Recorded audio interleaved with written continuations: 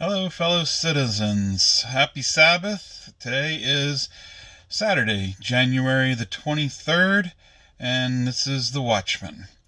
Um, it's been a little while. I will admit to being bummed about the results of the election, which has me pondering things like why would God allow a fraudulent election to stand? And before you go jumping off arguing, well, there wasn't enough fraud, blah blah blah. It was a fraudulent election. That there are facts. Facts are many of these states changed their election laws outside of the legislature, which is the constitutionally provided for means of changing election law. So, fraudulent. Did it change the outcome? I have no way to prove whether or not it changed the outcome, but we had 50 or 60 court cases without one shred of evidence even heard, uh, allowing the results to stand without looking into them. So I digress. But pondering a fraudulent election, what does that mean? And my role as the watchman, how does this apply? Since it's been a little while, this is kind of two in one, that go together. So might be a few minutes longer than my normal posts. So let's back up a little bit and cover the first one, and that is how the United States relates in terms of end times and things like that. I, along with many other people, believe that the United States parallels Israel in a lot of Bible prophecy.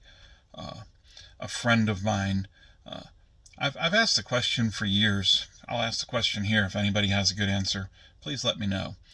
On the cross, Jesus cried out, "It is finished." And if it was indeed finished, then why didn't everything end right there at the cross? What still has to be determined to have the end come? I've asked the question for many, many years. And for many, many years, I hadn't gotten any kind of a credible answer as to what still needed to happen. Why did time continue if it was indeed finished at the cross? So, a friend of mine has posited that the end will not come until it is proven to this world and the universe that a society based on rules will ultimately fail, as opposed to a society based on love. This nation was set up on the rule of law, and as such, he believes that it's just a matter of time until we show that even though we're a nation set up on the rule of law, ultimately law is going to fail. And so a society based on love can withstand things that a society based on rules can't and won't. My brother, and I think these are closely related and linked, he has disagreements about how closely related they are. He says that the end won't come until everyone has had the opportunity to make a decision for good or evil, that they have the opportunity to choose God, choose Christ, and that once enough evil is displayed and this nation falls, and likely the rest of the world with it, then everybody will have had to make the decision, and at that time he will come. Very, very close in my mind to the two, because I think that once this rule of law is proven to not be successful, very shortly behind it, the end is going to come. So either way. So if United States parallels Israel in Bible prophecy, and why is it still going on? We have to prove that the rule of law is going to ultimately fail. Then that brings me to the second. We're back now to why has God allowed a fraudulent election to stand? And I think you can make a case both ways for saying that whichever side won could mean that we have a reprieve and we're going to have a little more time before everything ends and the Lord comes, or either side won means that the end is imminent. If Donald Trump had been declared the winner after the media and everybody else has President-elect Biden being the supposed winner and Trump was the one installed as president, you could say, well, hey, rule of law triumphed and we're going to have a little more time. It'll be a reprieve. But the other way to look at it is the left was already setting up for, if that happened, to have people riot, and rioting in the streets can be the type of thing that can be a catalyst for end time events to come very quickly. So either way, if Donald Trump had won, could be almost over, could be a reprieve and more time, and you can do the same on the other side.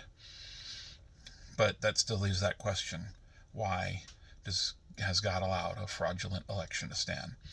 I think if you look at what's going on in politics and behind, well, not even behind the scenes, because it used to be behind the scenes. That's sort of the point, is all of these things that are now happening out in broad daylight used to be behind the scenes. For instance, the censorship of Donald Trump's social media platforms, and then other conservatives, and then even the removal completely of Parler.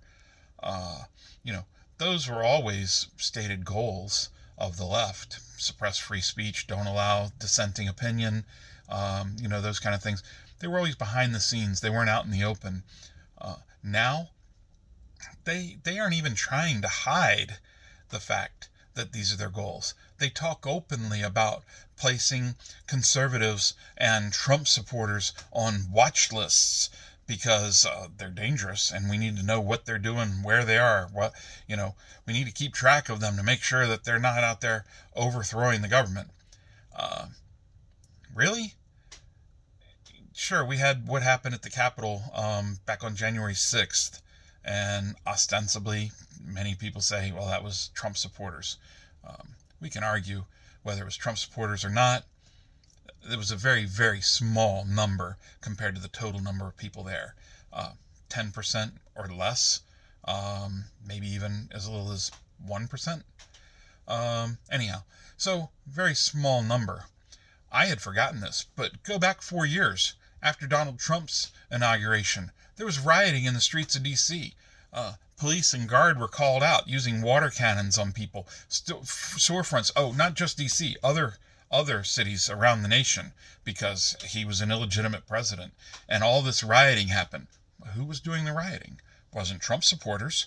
And then now we have a basically peaceful inauguration of Biden. Nobody out there in any cities breaking windows, turning over police cars, burning, looting, pillaging.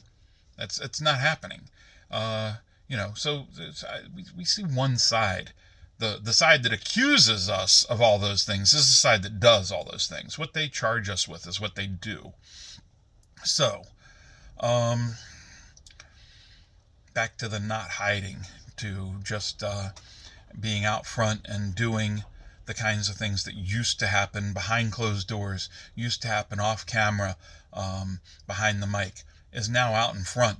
You have people talking about retraining the children of Trump supporters, possibly taking them away and putting them into camps where they can be retrained because they've had their minds poisoned with conservatism, blah, blah, blah. They don't use the word conservatism, maybe. I don't know. I don't look that closely at those things because it just makes me ill. But, suppression, dissension, all these things. So, basically, that is what I would say, is going on right now. And I just, I think it's the beginning of the evil not hiding. People are having this evil exposed. A fraudulent election has been allowed to stand. I can't begin to know God's plan or his mind, but one reason it seems to me is that the evil is being allowed to come out into the daylight where people can see it for what it is. And ultimately, when people see evil, they need to make a choice, either to what's the word? Not embrace, the opposite of to shun it, to decry it, to distance themselves from it, or to just allow it to happen. Because if you're going to passively allow it to happen and not come out against it and speak and call it what it is and denounce, there's the word I was looking for, denounce the evil, then you're allowing it and accepting it just by not doing anything about it. Anyhow, until next time, this is The Watchman. Thank you for watching.